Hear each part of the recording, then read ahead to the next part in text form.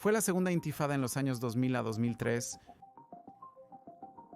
y durante 3 años hubo bombardeos, hubo bombas suicidas en autobuses y restaurantes y apuñalamientos en la calle y linchamientos en Ramallah. Y era diario, casi a diario. Y recuerdo que en mi escuela secundaria los padres enviaban a sus hijos en autobuses separados a la escuela, así que en caso de que uno explote, no quieren perder a ambos hijos. Hola y bienvenidos al Estado de una Nación conmigo, Eylon Levy. Mi invitado hoy es Barak Hershkovitz, ex jefe de comunicaciones del gobierno israelí durante el COVID, el llamado denunciante de TikTok, cuyas exposiciones revelaron el alcance del sesgo anti-israelí y antisemita dentro de TikTok. Hoy haremos algo distinto, desempaquetaremos el giro. Analizaremos las declaraciones de líderes mundiales y funcionarios internacionales para descifrar el giro que dan a sus políticas y mensajes. Intentaremos leer entre líneas, más allá de los titulares, para entender qué quieren decir realmente y verificar los hechos para ver cómo tratan de manipularnos. Y no puedo pensar en alguien mejor para ayudarnos a desentrañar cómo intentan manipularnos que alguien en el vértice de los compases del gobierno israelí. Barak Hershkovitz, bienvenido al podcast. Gracias por invitarme. Jefe de comunicaciones para el gobierno israelí. ¿Qué significa eso? Danos un rápido. Introducción. Era coronavirus disease el principal problema con el que lidié en aquel entonces. Así que estaba a cargo de comunicar las políticas del gobierno, las restricciones del gobierno al público y también el mejor conocimiento que teníamos en aquel entonces sobre la vacunación, todo lo relacionado con coronavirus disease. Durante el gobierno de Bennett, sí, fue bajo Bennett. Bennett asumió su primer gobierno, según cuando veas este podcast, y si gana los próximos comicios. Las cosas pueden sorprendernos en Israel, así que es incierto lo que pueda pasar. Pero fue una experiencia muy, muy interesante. En aquel entonces ya reconocíamos redes maliciosas de desinformación provenientes del extranjero, intentando manipular al público israelí. Y también queríamos ser lo más transparentes y abiertos posible con el público y fue una experiencia muy interesante, sí. Me gustaría discutir contigo varios temas de actualidad que han estado en las noticias recientemente. Y primero, quiero comenzar con el extraordinario giro que ha ocurrido con respecto al mensaje del gobierno israelí sobre Qatar. Bueno, los oyentes de este podcast saben que no somos grandes admiradores de Qatar. Recordamos a la gente todo el tiempo que Qatar condenó a Israel el 7 de octubre por la masacre del 7 de octubre mientras aún estaba en curso. Emitió una declaración antes de que los cuerpos fueran enterrados diciendo que Israel era el único responsable de la escalada en curso. Para nosotros, es claro que Qatar le indicó a Hamas que retuviera a los rehenes. El primer ministro de Qatar dijo en una entrevista a los medios israelíes que han estado presionando por este acuerdo desde el comienzo de la guerra, lo que significa que justo el 8 de octubre querían que Israel liberara a miles de terroristas condenados y no luchara contra Hamas, dejándolo en el poder para tener una victoria. Qatar no es nuestro amigo. Y creo que el gobierno israelí entendió eso al comienzo de la guerra, porque recuerdo creo que fue el primer discurso de Netanyahu a la Knesset, el 12 de octubre. Dijo esto: Hamas es Estado Islámico de Irak y Siria, y el mundo que se indignó por Estado Islámico de Irak y Siria y Al-Qaeda después del 11 de septiembre, formó una coalición internacional para eliminar esta plaga.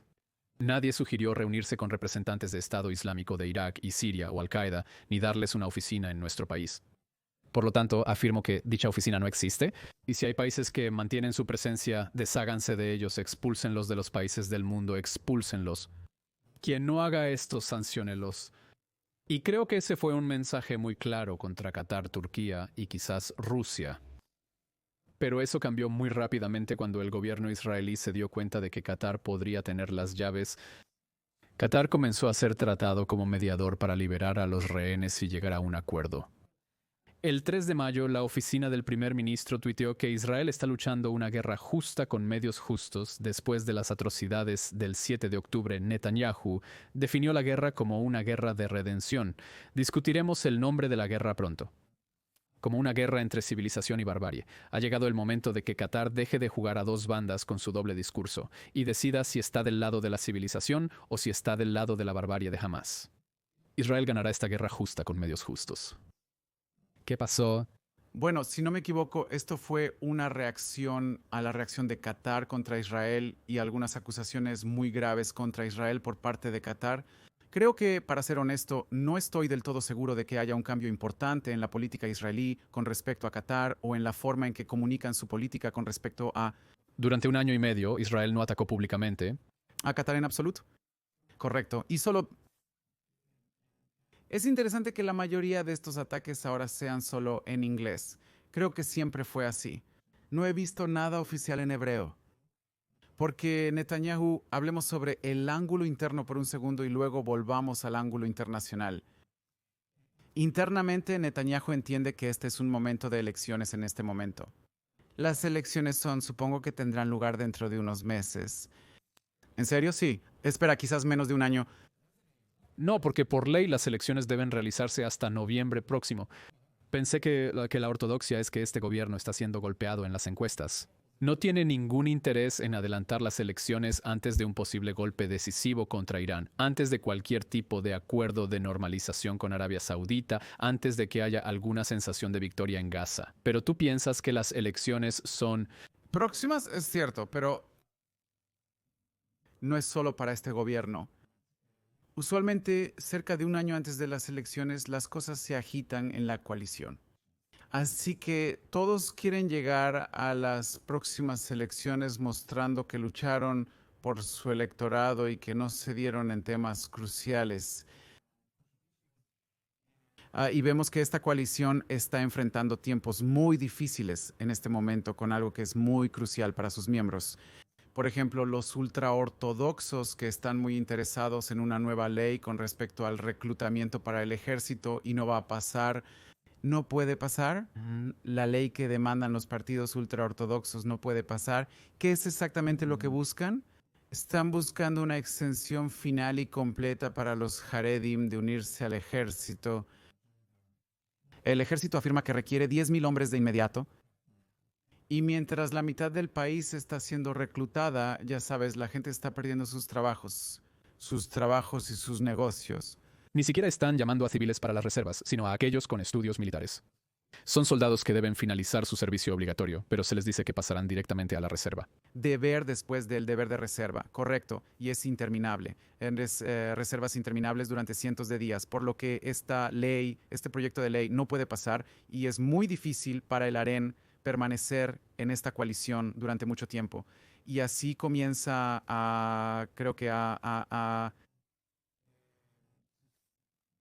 hay una bola de nieve que comenzó a rodar y hay un plazo en marzo, antes de marzo o marzo a más tardar. Se supone que el proyecto de ley de presupuesto debería pasar, de lo contrario el gobierno cae automáticamente y generalmente las personas intentan que los políticos lo hagan con anticipación para no querer llegar a este plazo, porque quieren demostrar que fueron ellos quienes fueron en contra de sus intereses y desmantelaron el gobierno y ya sabes, por buenas razones. Entonces, está claro para todos, o al menos eso es lo que parece por sus acciones, que estamos en año de elecciones, estamos en tiempo de elecciones. Y para Netanyahu, el tema de Qatar en el discurso público es muy desagradable. No es bueno para él que Qatar esté en los titulares en Israel, nada, y debido a los... Escándalo de corrupción que lo envuelve. Debido a ambas cosas. El escándalo, y no sé si recuerdas, uno de sus ministros, Nir Barakat, fue entrevistado, no recuerdo si fue en National Broadcasting Company o en algún lugar de los Estados Unidos, y se le preguntó al inicio de la guerra por qué su gobierno y su primer ministro permitieron a Qatar a lo largo de los años estar tan involucrado en Gaza. ¿Cómo permitieron que esto pasara? No tenían buenas respuestas. Por lo tanto, es tanto el escándalo como el hecho de que durante años Netanyahu permitió que Qatar estuviera muy involucrado en Gaza y en la región. Por lo tanto, para Netanyahu, creo que Qatar como tema es algo que no quiere en el discurso público. Está bien, por dos razones. Primero, las preguntas sobre por qué Netanyahu permitió que Qatar financiara a Hamas durante años. Y por cierto, creo que hay una explicación perfectamente razonable para ello, que es cuando vemos lo destructiva que es una guerra en Gaza ahora, es imposible imaginar una guerra preventiva para derrocar a Hamas sin el casus belli del 7 de octubre y los rehenes. Y si no vas a lanzar una guerra preventiva para derrocar a Hamas, necesitas encontrar alguna forma de vivir al lado de este régimen yihadista en tu puerta sin que explote. Y Netanyahu pensó ingenuamente, supongo, que jamás eran unos malvados despreciables que podían ser comprados si les das suficiente dinero. Fue un horrible error de cálculo. No solo fue él, por cierto, no, fue... Todo el aparato de seguridad, todo el aparato de seguridad. Sí, pero las cosas han cambiado, ¿verdad? Y el sentimiento ha cambiado, lo siento. Y la segunda cosa para aquellos que no están siguiendo las noticias sobre Qatar, las acusaciones de que dos de los asesores más cercanos de Netanyahu recibieron dinero de Qatar para algún proyecto de consultoría mientras trabajaban para el primer ministro. Al menos uno de ellos mientras trabajaba para el primer ministro, por eso no creo que haya cambiado mucho. Él está tratando de navegar en medio, ya sabes. Y por un lado intenta no discutir demasiado sobre Qatar públicamente, pero por otro lado hay problemas reales con Qatar que ataca a Israel abierta y públicamente, fuertemente y hoy en día, así que creo que básicamente está intentando, ya sabes, navegar en medio y hemos visto que las declaraciones solo estaban en inglés y no es un sentido recurrente. Entonces no lo sé. Es demasiado pronto para decir que algo ha cambiado. ¿Qué pasó? No, mira, claramente algo cambió, ¿ok? Desde que Netanyahu dijo al inicio de la guerra que países como Qatar deberían ser sancionados, hasta que Zahi Hanegbee, asesor de seguridad nacional, reconoció a Qatar como mediador y respetó sus buenos oficios, ahora dicen que Carter debe elegir si está del lado del barbarismo. Quiero decir, esto es extraordinario, esta declaración de Netanyahu. La declaración que dijo que ha llegado el momento de que Carter deje de jugar a dos bandas. En otras palabras, Israel admite que nos ha engañado. Carter nos ha engañado. Estoy seguro de que todos sabían que nos han estado engañando todo este tiempo y era un juego cómodo para todos. Pero quiero decir, este es otro mensaje. Ya sabes, el 4 de mayo se está reuniendo con el presidente Christos Doulidas de Chipre. Él afirma que están presionando a Hamas y pidiendo a otros que presionen no solo a Hamas, sino también a Qatar, quien tiene una gran influencia sobre el grupo. He intentado impulsar durante el último año que la forma de presionar para liberar a los rehenes es presionando a los patrocinadores estatales de Hamas, Qatar, Turquía, Irán y tal vez también Egipto. Me frustraba que el gobierno israelí no presionara a los patrocinadores, pero ahora está ocurriendo. Entonces, ¿qué ha cambiado en ese mensaje que de repente estamos adoptando un enfoque hostil o antagonista hacia Qatar que no estábamos nosotros? Dos cosas han cambiado respecto a Israel. Primero, Qatar se ha vuelto mucho más vocal en su contra. Segundo, creo que otro factor importante es que supongo que Egipto está tratando de jugar un papel más significativo en la devolución de los rehenes y traer estabilidad a la zona. Israel siente que es más cómodo trabajar con los egipcios, pero te lo haré saber cuando Netanyahu quiera o este gobierno cuando quiera. Cambiar la opinión pública a nivel mundial o ya sabes, cuando quieren tener algo en la agenda pública, saben cómo hacerlo. Recuerda la gran conferencia de prensa cuando el nuclear iraní...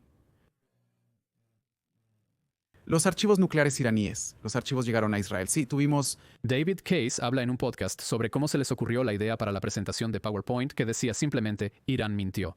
Si te lo perdiste, ve a verlo. Así que ellos saben, Netanyahu sabe cómo cambiar la opinión pública en el mundo, o al menos sabe cómo jugar, tiene los métodos, ¿de acuerdo? Así que cuando lo vea hablar lo suficiente sobre eso, diré que algo ha cambiado o se ha desplazado dramáticamente.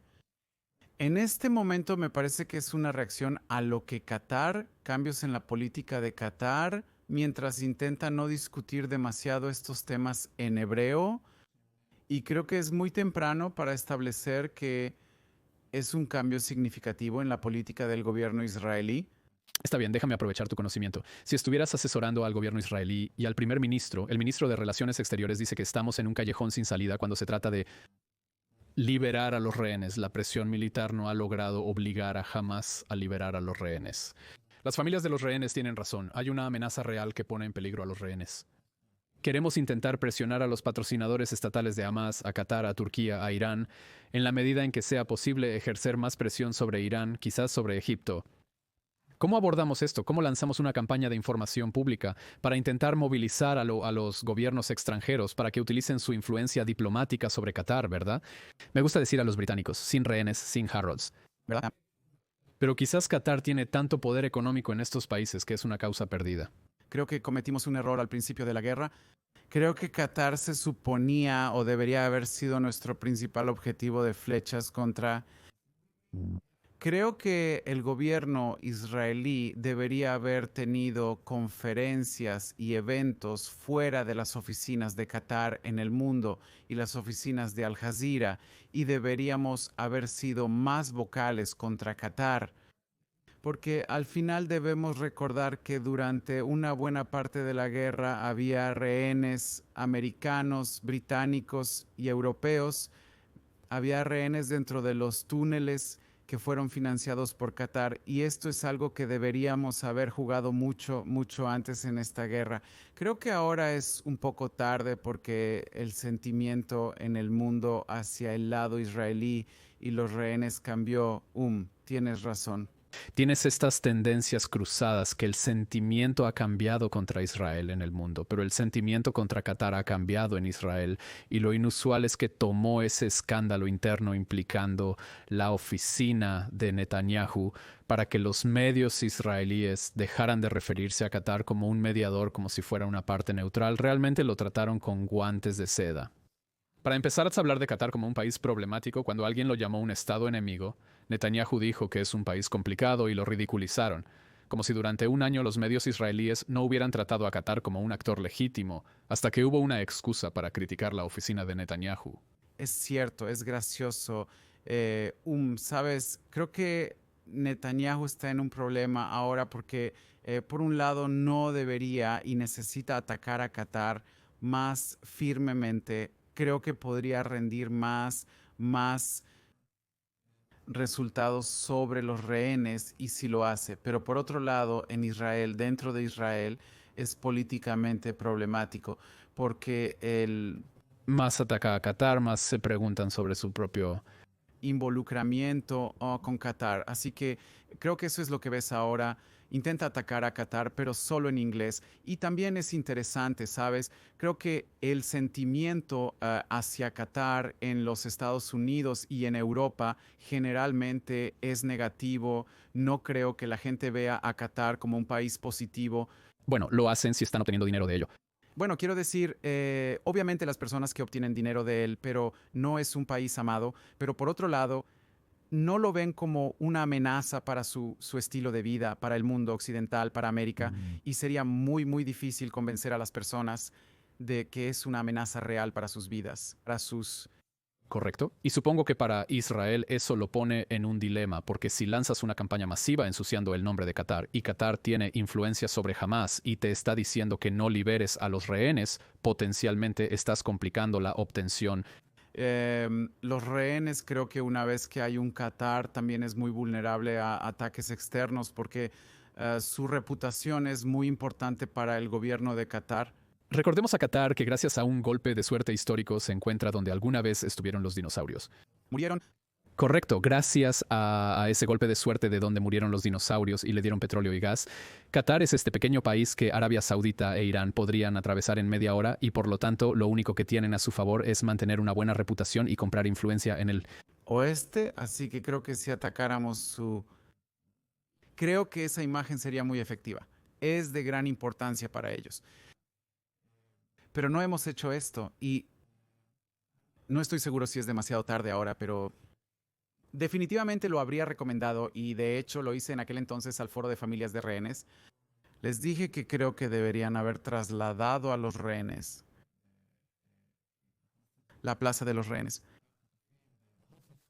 La plaza de los rehenes aquí en Tel Aviv, el principal lugar para protestar. Pensé que deberían haberla construido frente a las oficinas de Al Jazeera en todo el mundo y traer... Bueno, necesitaban una base en Tel Aviv. No, por supuesto, obviamente necesitan una base en Tel Aviv, y está perfectamente bien que lo hagan, pero deberían... Haber protestado contra las embajadas de Qatar. Sí, y creo que sí, es aquí y allá. Y creo que no fue lo suficientemente fuerte. Y creo que al final Qatar es muy vulnerable y deberíamos haber atacado esta vulnerabilidad mucho antes. Rehenes, cambiamos de tema, hablemos de la reanudación de la guerra. Israel anunció esta semana que va a entrar completamente en Gaza, básicamente dando a Hamas un ultimátum, ¿de acuerdo? Hasta después de que el presidente Trump visite la región, si para entonces no han aceptado lo que están llamando el marco de Witkoff, que permitirá a Hamas comprar tiempo, extender un alto al fuego, liberando rehenes, entonces Israel va a entrar completamente para conquistar la franja de Gaza por completo y no se detendrá a menos que todos los rehenes salgan, están entrando para la conquista total de la franja de Gaza. Quiero conocer tus pensamientos sobre cómo el gobierno israelí ha comunicado eso al pueblo israelí e internacionalmente también, específicamente porque aquí hay un conjunto de compensaciones desagradables. Y me encuentro en mi papel como una especie de portavoz informal dando entrevistas atrapado en este horrible dilema. No defiendo la política del gobierno, no tengo que decir que esta es la mejor decisión. Necesito comunicar las complejidades, ¿de acuerdo? La complejidad es... Hamas está exigiendo un rescate.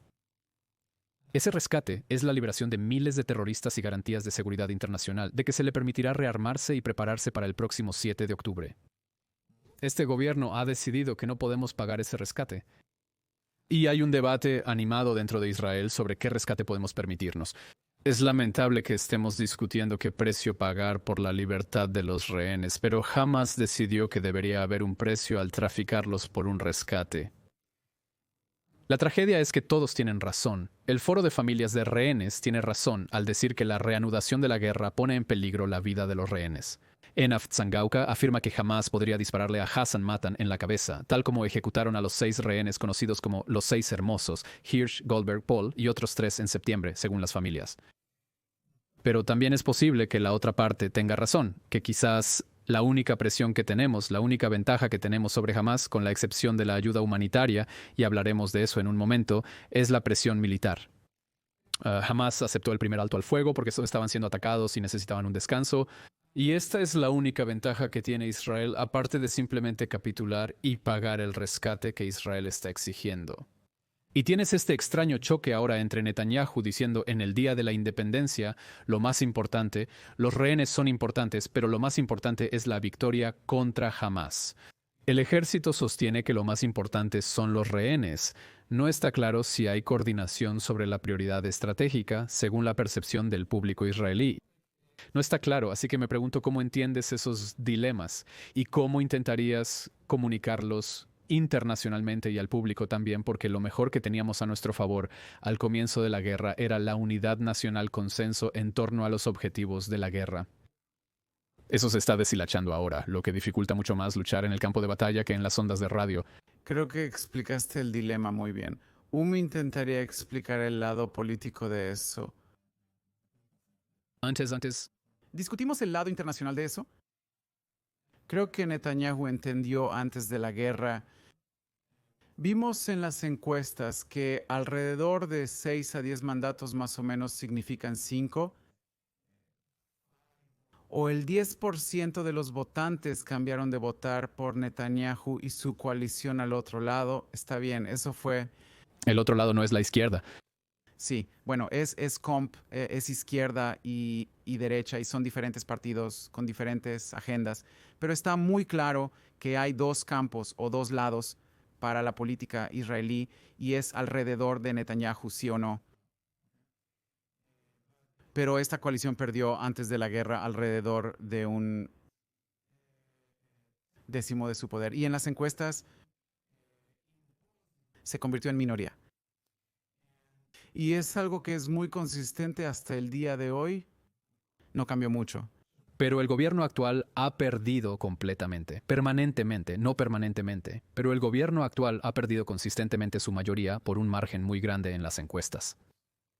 Es cierto, pero vemos cambios menores de personas que volvieron a votar por Netanyahu o su coalición. Y por lo que vi en muchos estudios y encuestas, las personas que se quedaron con Netanyahu o volvieron a Netanyahu, las pocas personas que volvieron, y la única razón por la que volvieron fue porque dijeron, sabes, no apoyo tanto a Netanyahu. Ya no me agrada su estilo. No creo que sea el indicado para liderar el país en el futuro. Pero es muy obstinado en el hecho de que no permitiría que jamás se mantuviera en el poder. Y eso es algo que aprecian enormemente en este momento, ¿cierto? Especialmente creo después de que los rehenes hombres regresaron hace unos meses y los israelíes vieron cómo regresaron. Estaban muy, muy delgados y se veían horribles. La gente comparaba la situación con el Holocausto por su apariencia. Sobrevivientes tambaleándose fuera de Auschwitz. Sí, intentaría ser gentil. Sí, pero ese es el lenguaje que la gente estaba usando. Los ves delgados y parecen que acaban de salir tambaleándose de Buchenwald. Sí, y luego creo que fue un shock para muchos israelíes, aunque ya sabes, obviamente todos recordaban lo que pasó el 7 de octubre, pero luego pasó el tiempo y nosotros, ya sabes, volvimos a nuestras vidas. Y luego de repente ves a estas personas regresando del holocausto. Y creo que en aquel entonces muchas personas decidieron que ya no podemos vivir con Hamas. De acuerdo, es algo que no podemos permitir en ningún sentido. Creo que algunas personas están muy agradecidas con Netanyahu por ser muy terco en este asunto en particular. Así que creo que políticamente entendió que su ventaja competitiva es que está siendo lo suficientemente firme con este objetivo específico de la guerra. Y es por eso que creo que desde ese punto podrías haber visto que no solo él personalmente, sino que el partido Likud cambió su discurso, su énfasis y en qué ponen su énfasis. En ser duro con Hamas, Ser duro con Hamas, que es algo extraño. trampa, porque fue el regreso de los rehenes luciendo demacrados, lo que fortaleció el mensaje de que tenemos que golpear a Hamas, incluso si golpear a Hamas significa entonces no pagar el rescate que Hamas exige. Exige para liberar a los rehenes. Pero necesitas entender que muchos de los votantes israelíes comenzaron a pensar, sabes, quizás la única manera de traer más rehenes a tiempo antes de que les pase algo es ejercer más presión sobre Hamas, poner más presión militar y de otro tipo. Quieres hablar sobre la ayuda humanitaria, así que lo discutiremos. Entonces creo hay una mayoría en Israel, una mayoría muy grande que entiende que ya no podemos vivir con Hamas por más tiempo. No es algo que podamos permitir y Incluyendo a aquellos, porque de nuevo veo que parte de mi papel es explicar los dilemas, incluyendo con aquellos que dicen que deberíamos terminar la guerra ahora para recuperar a los rehenes. Todos están diciendo, está bien, pero luego deberíamos reanudar la guerra para derrocar a Hamas y si tenemos prometer que no volveremos, entonces mentiremos porque y no es realista hacerlo en cierto sentido. Por eso creo que ahora que el gobierno reclutó a decenas de miles de soldados, no ves a muchos de estos soldados que no vienen al ejército, llegaron y no ves una gran protesta contra la guerra, ves algunas, pero no es tan grande como la protesta que has visto antes de la guerra sobre la reforma judicial, ¿verdad? Entonces, en términos generales, el público acepta la decisión del gobierno de volver a la guerra con mayor poder. Pero yo creo que lo que el público israelí exige y pide, incluso las personas del lado derecho o de la coalición, y el gobierno no logra entregar y tendrá que entregar en algún momento, es la respuesta a la pregunta, ¿qué cambiará esta vez? ¿Qué haremos diferente esta vez para asegurarnos de que no sea solo otra ronda y luego tengamos una quinta, sexta y séptima ronda dentro de 7 años a partir de ahora, sin desmantelar el poder de Hamas? La gente quiere entender la estrategia, no la estrategia para una paz sostenible. ¿Cuál es la estrategia para desmantelar el régimen de Hamas? Y es algo que el gobierno no logra entregar y tendrá que hacerlo muy, muy pronto, creo. ¿cómo aconsejarías al gobierno que comunique al público la decisión muy dramática de devolver a Orlin a la guerra? ¿Debería ser noticia que los ciudadanos escuchen en la radio que un funcionario israelí dijo algo o esperamos un discurso a la nación? Porque aquí hay compromisos imposibles, ¿verdad? Sabes, creo que el gobierno israelí en general y Netanyahu específicamente deberían y pueden aprender mucho de Trump ahora como presidente y antes cuando se postuló para el cargo. Creo que Trump fue suficientemente auténtico para sentarse frente a las cámaras, incluso en podcasts, por 3 horas y media. Es bienvenido en este podcast si quiere. ¿Crees que hay una posibilidad? No lo sé. Presidente Trump, si estás viendo a Ilona Levy, tienes una invitación abierta para venir al Medio Oriente la próxima semana. Así como ven. Aquí es un estudio increíble por él. Por cierto, es el mejor, le va a encantar, el mejor. Creo que él estaba muy claro que se sentía lo suficientemente cómodo sentado en el podcast durante 3 horas y media o ahora dando entrevistas a los medios estadounidenses, incluso cuando no aprecia estos medios de comunicación, pero él está allí, está dando respuestas y estas son respuestas genuinas en la mayoría de las veces y creo que el gobierno israelí tiene buenas respuestas para dar al público y obviamente si serán genuinos y abiertos y transparentes. Los dilemas son el público lo entiende los dilemas, no es algo que el público no pueda entender y comprender y creo que deberían ser más abiertos y transparentes y simplemente comunicarse directamente con el público, ya sea y provoca una inmensa ira, ¿verdad? Cuando sabes que algunos políticos dicen que lo más importante es aplastar el régimen de Hamás, algunos dicen que si hay que elegir una prioridad, no debemos traer de vuelta a los rehenes. Las familias de los rehenes sienten que se les está sacrificando. Pero, sabes, creo que tienen una buena respuesta. La respuesta es que en este momento lo único que traerá de vuelta a todos los rehenes, según podemos entender, es un acuerdo y no puede haber un acuerdo si no presionamos a Hamás para que lo haga así. Y es muy desafortunado que no veas al primer ministro y al gobierno comunicando esto directamente al público, ya sea en televisión, en podcast o en lo que sea, en Facebook en vivo. No sé, en Facebook, TikTok en vivo, deberían ser más transparentes con el público. Y creo que recuerdo que al principio de la guerra el primer ministro dio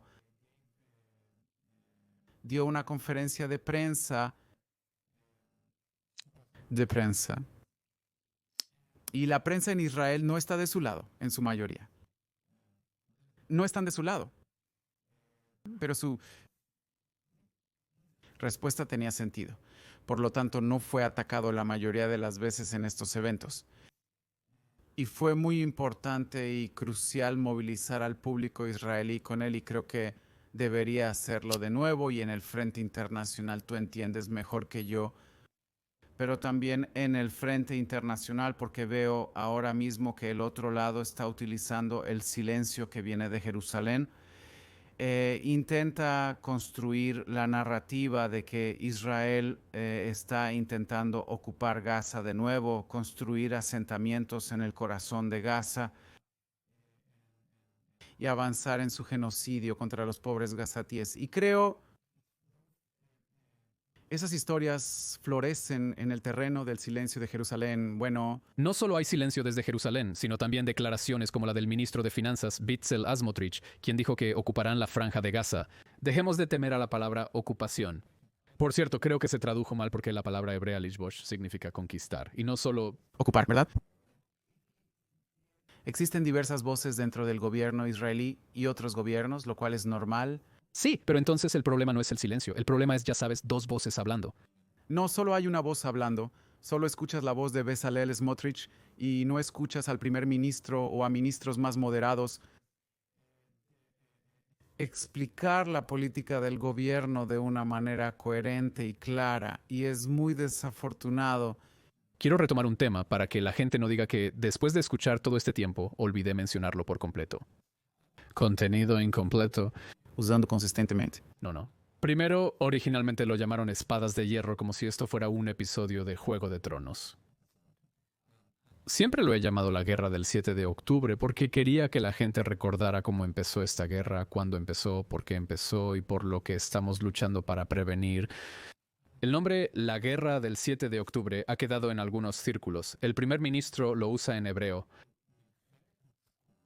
que significa guerra de resurrección, y lo han traducido al inglés como la guerra de redención. Para mí eso suena realmente extraño. Aunque a él no le funciona, intentaré ayudarte a entender. Netanyahu es hijo de un historiador y está muy ocupado en cómo será recordado. No está ocupado, está en disputa. Es cierto. Está muy ocupado con cómo será recordado de esta guerra. y obviamente puede ser recordado como una persona, como el líder que esta guerra rompió en su turno, o puede ser recordado como la persona que llevó al público israelí a la redención u otro arrebató la victoria. De las fauces de la derrota. Sí, así que él está constantemente ocupado con esto, pero no creo que el público israelí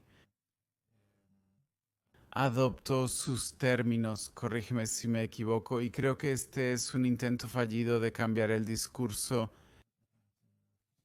Sí, guerra para resucitar sus puntos de vista políticos. Sabes, incluso si la guerra terminará y tiene la oportunidad de... ¿Crees que la guerra terminará eventualmente? Por supuesto que terminará. Me recuerda a mí mismo.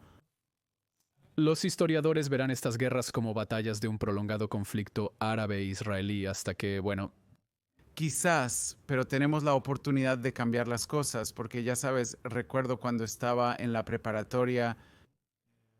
hace muchos años. Soy una persona mayor que intenta abrir el microondas con la espada que llevo en la espalda.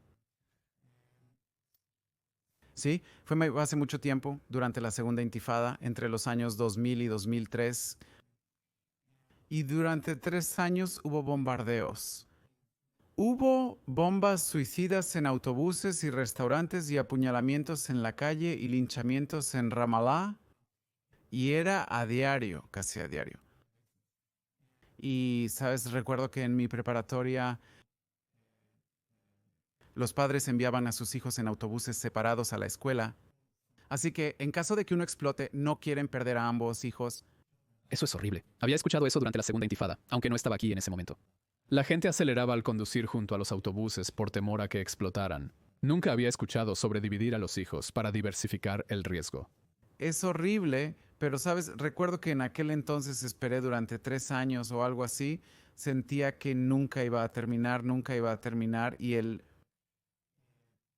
la atmósfera internacional hacia Israel era muy negativa. No sé si recuerdas la historia de Muhammad, así que parecía que todos estaban en contra de Israel y todo se estaba desmoronando. Hubo una gran recesión y parecía que no iba a terminar, pero finalmente terminó y Israel tiene los increíbles poderes para superar tiempos tan horribles, así que terminará para tus preguntas, pero creo que Israel tiene una oportunidad muy interesante aquí en esta guerra y creo que lo discutiste un poco con Enad Wilf, no solo para terminar esta guerra como otra ronda de, como dijiste, rondas interminables de batallas entre israelíes y palestinos o Israel y el mundo árabe, sino también para exigir un cambio en la forma en que los palestinos y nosotros nos comunicamos, tal vez para exigir el desmantelamiento de los mecanismos que dejan a los palestinos pobres. UNRWA, las Naciones Unidas. Sí, y UNRWA. Entonces, sí tenemos una oportunidad aquí. Hemos hecho algo increíble en el norte con Hezbollah. No sé qué pasará en unos años, pero permitimos una nueva estructura política dentro del Líbano que posiblemente permitirá un nuevo futuro para Líbano y para Israel en Líbano para comunicarse en los próximos años. Quizás también podamos hacer algo con los palestinos, inshallah, no lo sé. Cambiemos de tema. Dejemos a un lado a Israel y hablemos de Líbano. El ministro de Relaciones Exteriores francés, Jean-Noël Barrot, mencionó específicamente a Líbano en una declaración en el Consejo de Seguridad la semana pasada. Dijo que en Líbano, junto con los socios americanos, alcanzaron un acuerdo de alto al fuego hace 5 meses. Aunque su implementación necesita ajustes, ha traído paz. Eso me sorprendió porque, por supuesto, el trato con Líbano no trajo paz, la guerra terminó con un pedazo de papel, no con paz. Israel y Líbano todavía son oficialmente estados enemigos. Líbano no reconoce a Israel, no lo reconocerá y creo que los responsables de la política internacional deben exigir a Líbano que la paz con Israel es el objetivo final.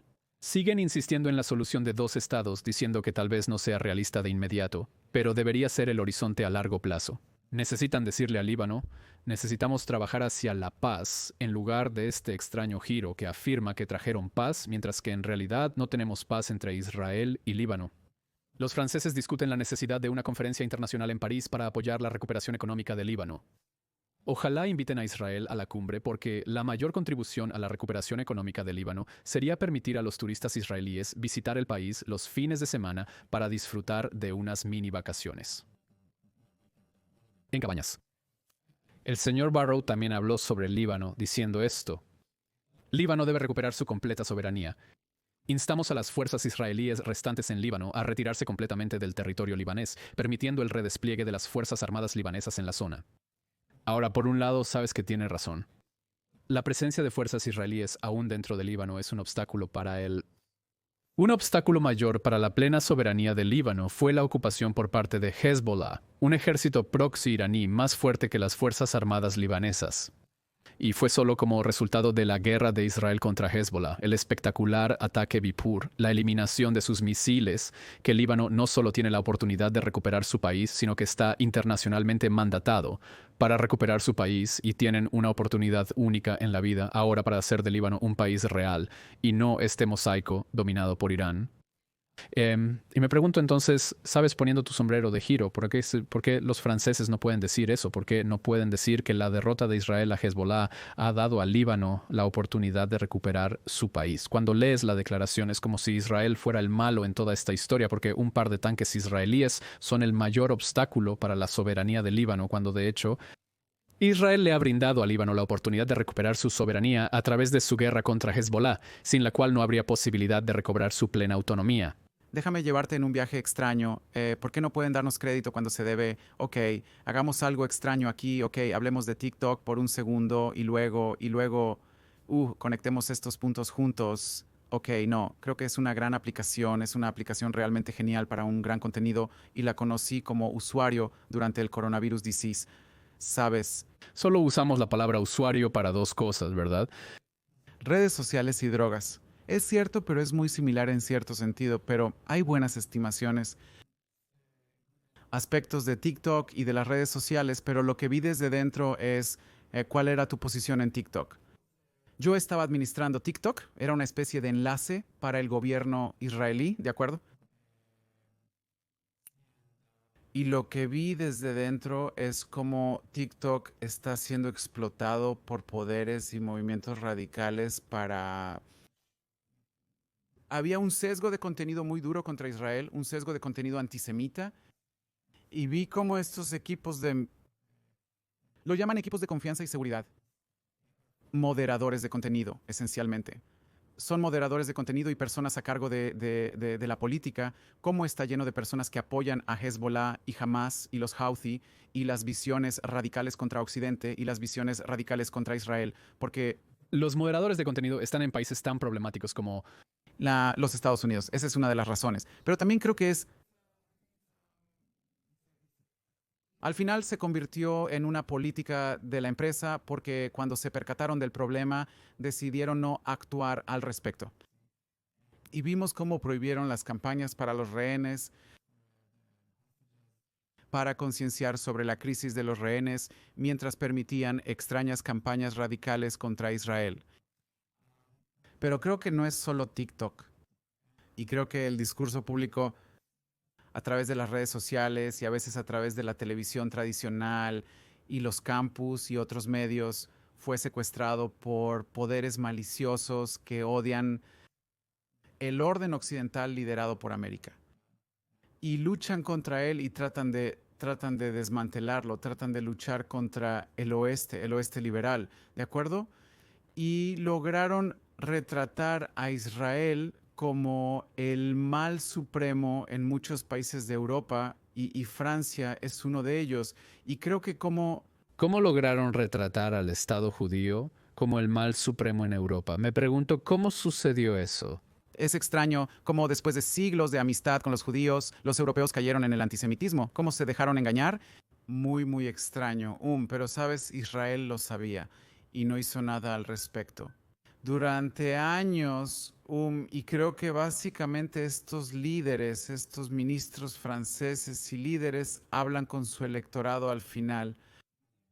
No es una cuestión de política interna y tienen la misión de ser reelegidos, tienen la misión de ser amados dentro de su público y creo que es mucho más fácil para ellos atacar a Israel, aunque Israel al final, Líbano, tiene la influencia de poderes maliciosos y malos poderes que provienen principalmente de dinero iraní y la hermandad musulmana y otros poderes maliciosos que son antioccidentales y antidemocráticos y poderes positivos.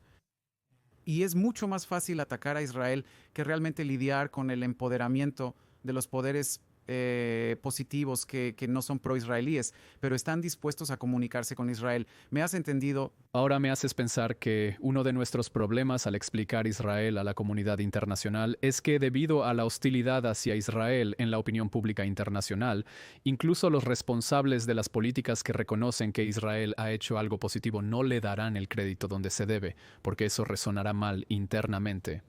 Por lo tanto, acaban ocultando los logros de Israel o atacándolo, lo que solo refuerza el ciclo negativo de hostilidad hacia el país. Y Todos sabemos que, o yo no diría no, pero supongo que hay muchas personas en el Líbano mismo que entienden que Israel en cierto sentido los salvó de muchos años de estar ocupados por Irán. Sí, ellos ¿lo entienden mejor que los franceses? sí, lo entiendo, pero a los franceses les cuesta admitirlo porque es más fácil para ellos atacar a Israel en Francia y encontrar cualquier ángulo posible para atacar a Israel porque les da crédito en Francia, porque generaciones enteras fueron manipuladas intensamente por poderes maliciosos a través de las redes sociales y la academia. Y creo que estos son los resultados.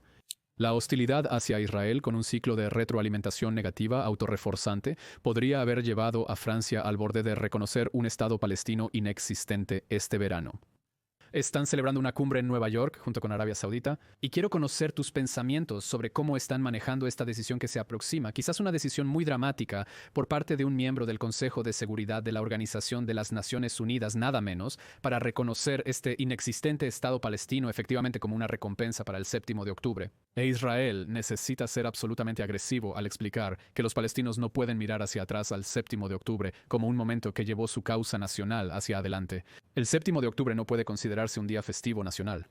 El mensaje que tomarían los extremistas palestinos es que si sigues violando a mujeres judías, secuestrando bebés judíos, quemando familias judías, serás recompensado por ello. Te ascenderemos diplomáticamente. Es Un desastre. ¿Crees que Israel está en un punto muerto ahora mismo para hacer estas afirmaciones y ser escuchado? ¿A qué te refieres? Quiero decir, no están los funcionarios israelíes o el gobierno israelí en una posición en la que no están siendo escuchados por las principales audiencias en América. No son escuchados porque ni siquiera lo intentan. No, quiero decir, incluso si hablan sus mensajes, el público no está listo para recibir mensajes de ellos porque ellos son funcionarios del gobierno. Me pregunto quién es el mejor organismo o persona para entregar estos mensajes y me pregunto si el gobierno israelí es la persona correcta, si es la entidad correcta para hacerlo. Hay una ventaja de que provenga de la sociedad civil, pero hay un límite a cuánto puedo criticar en Twitter a los talones del ministro de Relaciones Exteriores de Noruega y decir que tendrá sangre en sus manos. Estoy absolutamente serio si estos países no lo hacen. Él también habla inglés.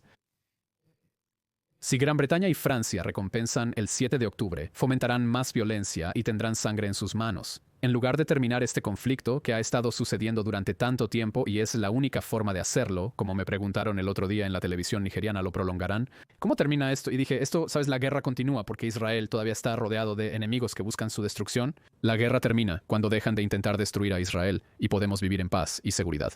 Si siguen promoviendo la idea de que Israel es temporal y que la violencia política será recompensada, tendrán responsabilidad en las consecuencias. Pero también tiene que venir internacionalmente en el nivel más alto también.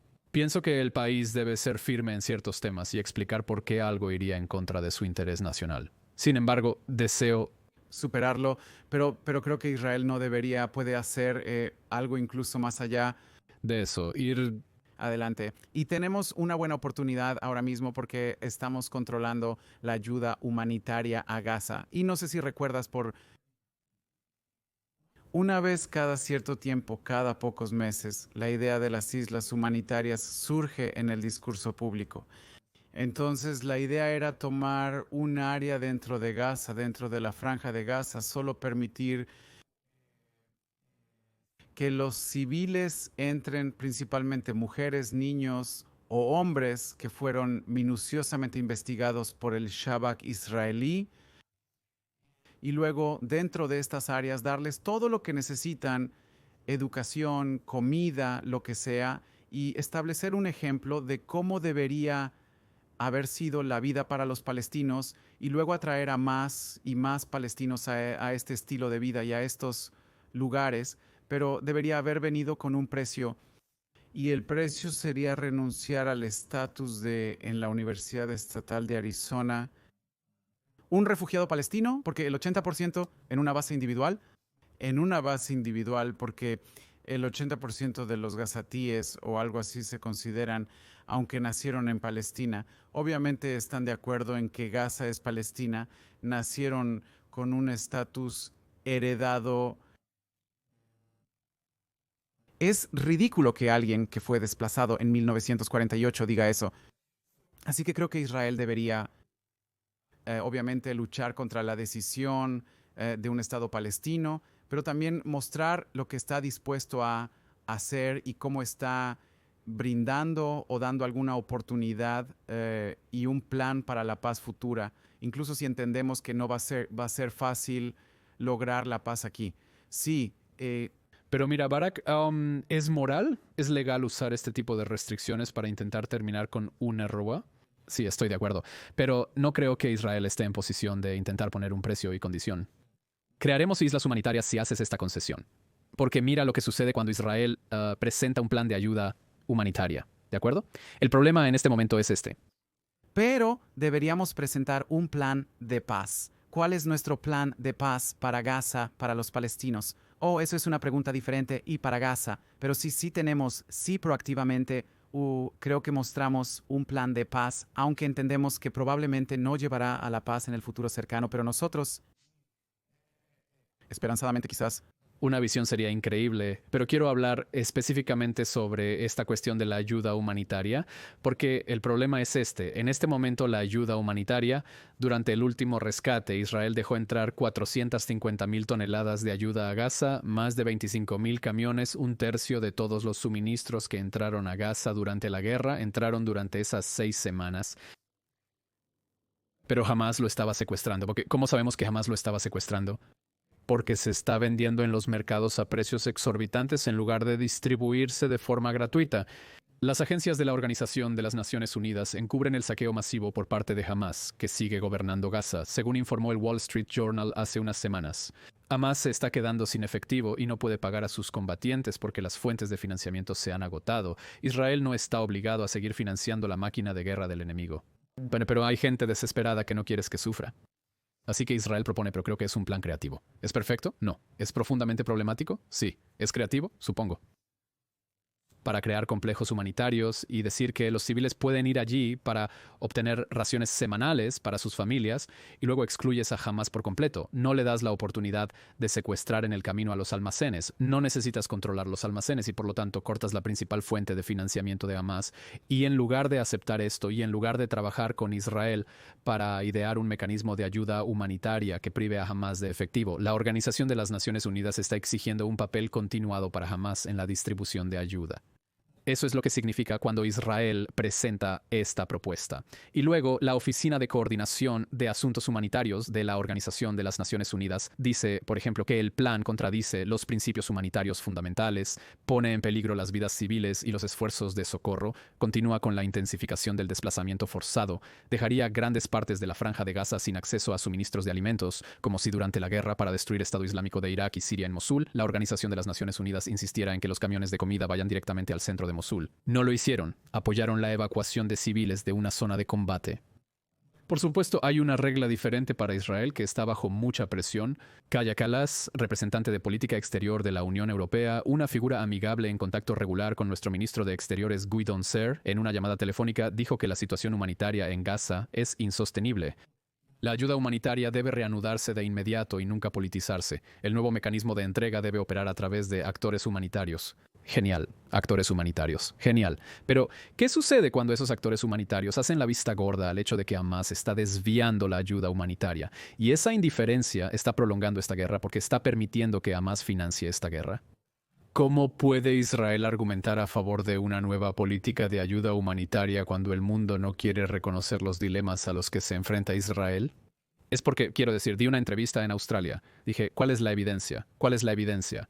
El problema es que no hemos proporcionado suficientes pruebas de que jamás está secuestrando la ayuda humanitaria. ¿Existen suficientes evidencias que los responsables políticos quieren ignorar? ¿Debemos generar más pruebas para que no puedan pasarlas por alto? Es decir, ¿cómo abordarías esto desde el punto de vista comunicacional? Creo que primero no es algo nuevo. Obviamente el apoyo continuo de la comunidad internacional a UNRWA, aunque está muy claro, si solo escucharan a Israel, podrían haber sabido que es tan corrupto, es tan corrupto. Me preguntaron, ¿Barak?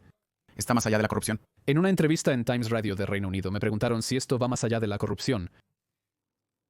Son muy escépticos con la idea de gestionarlo a través de actores privados, ya que creen que existe la posibilidad de corrupción. Me sorprendió tanto la pregunta porque esa línea de pensamiento ni siquiera había cruzado mi mente. Debí haber respondido que no puede. Posiblemente no. No lo hice. De todos modos, la radio.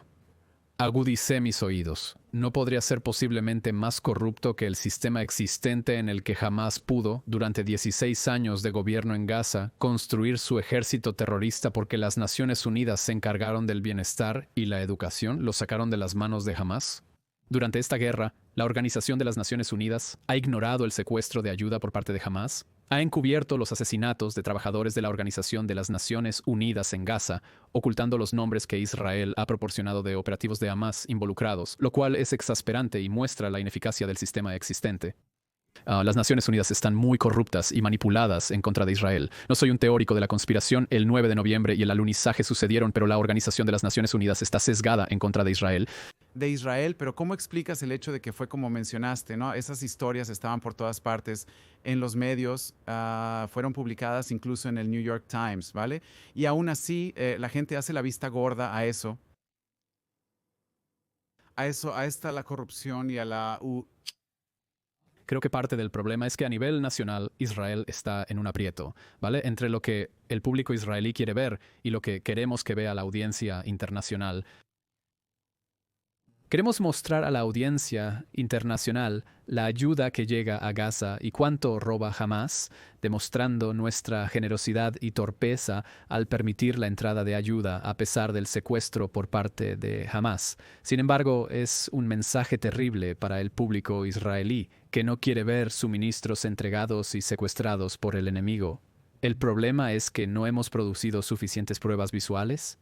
Es cierto y nos devuelve, por cierto, a lo que mencioné antes, que según los políticos israelíes con los que hablé, estamos en un año de elecciones, por lo que no pueden ir en contra del público israelí, no pueden hacer cosas que pongan en peligro su propia existencia como políticos. Por lo tanto, es muy difícil para ellos decir, sí, permitiremos que entre toda esta ayuda humanitaria y etcétera, pero creo que Israel y me devuelve a la idea de mostrando una visión. Entonces, sí, Israel está mostrando una visión de cómo nos gustaría que se administrara la franja de Gaza y cómo nos gustaría que se administrara la ayuda humanitaria, y entendemos, explicamos cómo se va a administrar y por qué creo que, obviamente no todos, hay grandes audiencias en América y en Occidente que odian a Israel sin importar qué, pero creo que algunas personas están buscando respuestas y buscando escuchar algo positivo, algo esperanzador de Israel, y creo que ayudará a estas personas, y estas personas son muy cruciales. La Organización de las Naciones Unidas misma es en sí misma una organización muy corrupta. Es porque al final el mecanismo de la Organización de las Naciones Unidas es que le dan a cada país, cada estado, cada país, tienen un voto, ¿verdad? La mayoría de los países en la Organización de las Naciones Unidas no son democráticos, lo que corrompe todo el mecanismo. Así que no tengo grandes esperanzas para la Organización de las Naciones Unidas en sí y para las organizaciones que trabajan estrechamente con la Organización de las Naciones Unidas. Pero sí tengo grandes esperanzas para esta pequeña pero muy, muy crucial audiencia que es en el medio, en el intermedio, que está buscando respuestas, buscando escuchar lo que Israel está diciendo, buscando escuchar el otro lado. No podremos convencer a todos, pero sí reducir mucha presión. ¿Crees que desde un perspectiva de la sociedad civil, el enfoque debería ser continuar atacando a la Organización de las Naciones Unidas y exponiéndola y avergonzándola? No creo que obviamente es un enfoque justo, pero no es un enfoque muy efectivo. Creo que Porque no quiero solo convencer a las personas en el medio, al final del día quiero afectar la política en el otro extremo. Entonces, ¿cómo logras atravesar? a ellos, pero la política se está elaborando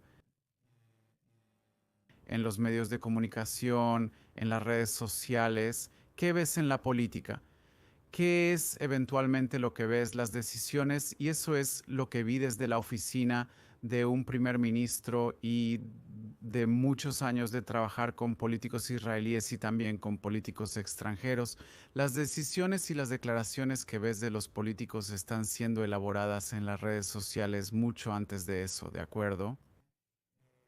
Generalmente reaccionan para complacer a sus audiencias y necesitamos a las audiencias, al menos aquellas audiencias que podemos influir, ¿no? Los indecisos los necesitamos de nuestro lado y creo que para eso tenemos una buena historia que contar, tenemos una muy buena historia para compartir. Israel no es un país malvado y lo sabemos, y Israel ha hecho mucho para asegurar la ayuda humanitaria en Gaza durante la guerra. Sabemos que se utilizó para malos propósitos, conocemos todos los hechos y necesitamos centrarnos en estos indecisos. Estas personas a las que podemos dar respuestas no necesariamente van a amar a Israel, pero necesitan respuestas para no odiarnos. Sí, y esa es la tragedia de que Israel básicamente haya renunciado en la batalla internacional por la opinión pública e incluso Intentando alcanzar nuestros aliados sienten que Israel no está comunicando, pero seguiremos adelante. eso también con muchos de nuestros oyentes, supongo. Son de la diáspora judía y personas que no son judías, pero que se preocupan mucho por Israel, ¿verdad?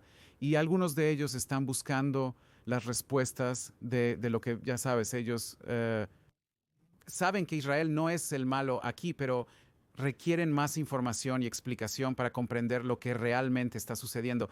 De lo contrario, solo escuchan al lado que intenta manipularlos. Barak, quiero discutir el último tema, el ataque con misiles balísticos de los Houthi al aeropuerto Ben Gurion esta semana.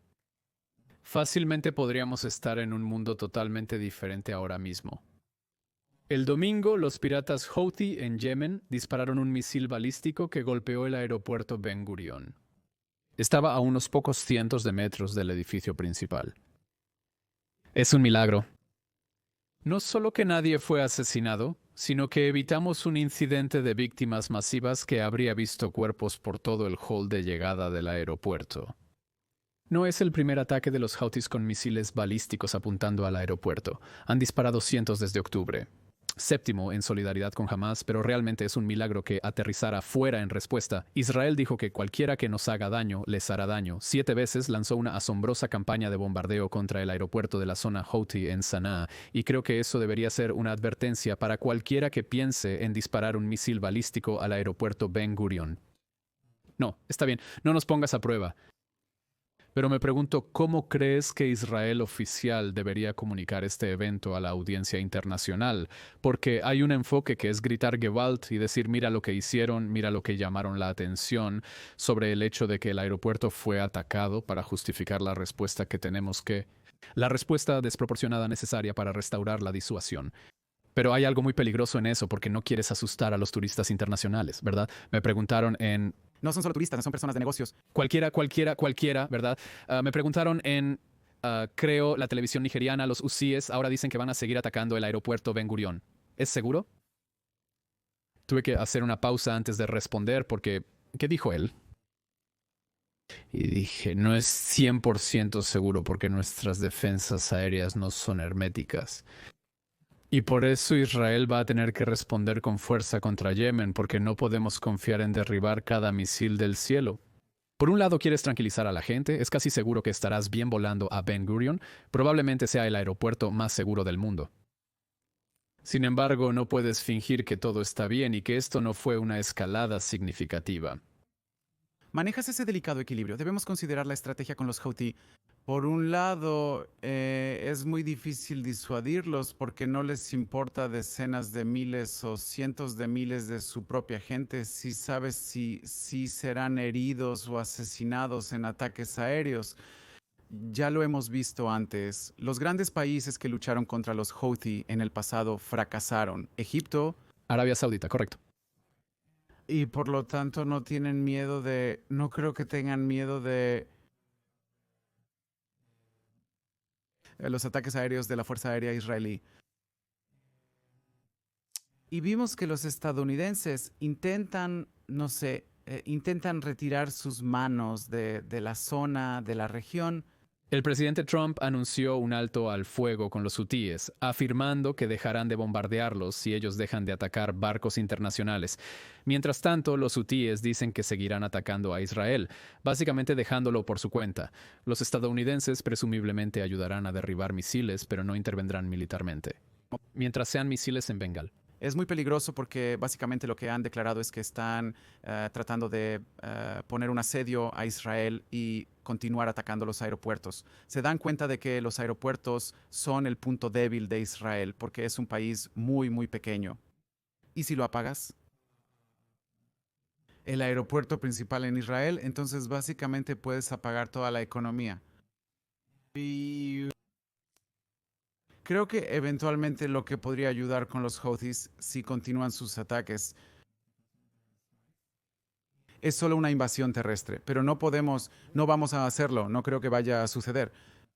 Entonces, lo que podemos hacer es apoyar, armar y guiar a otros opositores, poderes yemeníes que lo intentaron en el pasado, han intentado en el pasado y tal vez intentarán en el futuro reconquistar Yemen. Israel está diciendo que llevará la lucha directamente a los iraníes. Incluso si llevas la lucha directamente con los iraníes, necesitas entender qué quieres y cómo priorizas. ¿Priorizas el desmantelamiento de los reactores nucleares o priorizas objetivos militares? ¿Qué priorizas? Y aún así, los hutíes no son, aunque son un proxy iraní, también tienen cierta soberanía y poder propio. Así que no necesariamente va a resolver el problema con los hutíes, así que entender que solo algo mucho más grande y más estratégico podría ayudar con los hutíes. Creo que mientras puedas fingirlo hasta que lo logres, mientras puedas minimizar la amenaza y no, como mencionaste, necesitamos asegurarnos de que la gente vea los negocios como de costumbre en Israel y no necesitamos llorar a Gibaldo por estos misiles e intentar mantener la economía y el transporte lo más abiertos posible durante el mayor tiempo posible que podamos. Entendido. Ningún aeropuerto del mundo cuenta con un sistema de defensa de misiles tan avanzado. Poseen un sistema sofisticado, pero el 95% de los hutíes han sido derribados del cielo. Nada es 100% y eventualmente resolveremos este problema de una forma u otra, pero no creo que sea de nuestro interés poner más énfasis en este asunto a nivel global. Los hutíes han logrado exitosamente revertir su propia guerra de agresión contra Israel. Recuerdo cuando escuché por primera vez que los hutíes habían declarado la guerra a Israel en el original octubre, sonaba como una mala broma. Actuaron en solidaridad con Hamás, vieron sus acciones del 7 de octubre, les agradó y quisieron unirse. Pero han podido presentarse internacionalmente como si hubieran llegado en solidaridad con la pobre gente indefensa de Gaza, como si, ya sabes, este no es un grupo de piratas que se acuestan con cabras, devoran gatos, cuyo lema es Allahu Akbar, muerte a América, muerte a Israel, maldiciones a los judíos, victoria al Islam. Carl Bildt, ex primer ministro de Suecia, tuiteó sobre un misil balístico Houthi de Yemen impactando cerca del aeropuerto de Ben Gurion en Israel a pesar de la fuerte defensa israelí y la intensa campaña de bombardeo estadounidense contra Yemen. Esto es una consecuencia de la ausencia de un alto al fuego en Gaza. Los Houthis también atacaron a mediados de octubre de 2023. Eso fue por la falta de un alto al fuego en Gaza. No, fue porque sus aliados declararon la guerra y ellos decidieron unirse porque pensaron que podían ganarla. Hay una terrible opinión en Twitter que refleja lo que hemos visto en muchos círculos progresistas. Yemen está interviniendo para detener un holocausto moderno, mientras Estados Unidos y Reino Unido intentan desesperadamente mantenerlo en marcha. Esa es la historia. Las acciones de Yemen son una de las elecciones morales más evidentes de la historia, sin lugar a debate en los libros de historia. Hay una sección de la audiencia occidental que piensa que los hutíes... Estos son los argumentos que escucho en las entrevistas. Los hutíes solo intervienen para proteger a Gaza, consiguen un alto al fuego y luego se acaba. Como si fuera normal o natural o razonable que este ejército proxy iraní con misiles balísticos iraníes nos va a disparar hasta que Israel, a los civiles en el aeropuerto, hasta que Israel acepte dejar a Hamas en el poder. Pero han podido darle la vuelta a esta historia internacionalmente de que se trata de alguna forma de intervención humanitaria para intentar salvar a Gaza. Vivimos en tiempos extraños, ¿sabes? Creo que recuerdo que cuando trabajaba en TikTok, el primer misil que lanzaron a Eilat, o no sé si fue un dron o un misil, pero el primer ataque a Eilat, vi decenas y tal vez cientos de empleados internamente, grupos de trabajo,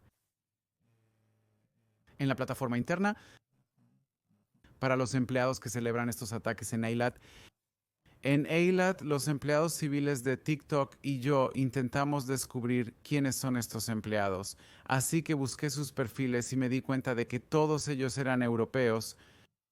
Con Europa no es... El centro de moderación de contenido no se encuentra en Pakistán. Europa, no en Pakistán. Todo estaba en Europa o algo en América. Y me di cuenta de lo locos que son estos tiempos cuando estos Houthis, obviamente estos son islamistas, radicales, locos, anti-LGBT, anti-mujeres, anti-derechos humanos, anti-todo y todo lo que es occidental. Se están convirtiendo en sus héroes. Es muy gracioso, es muy extraño.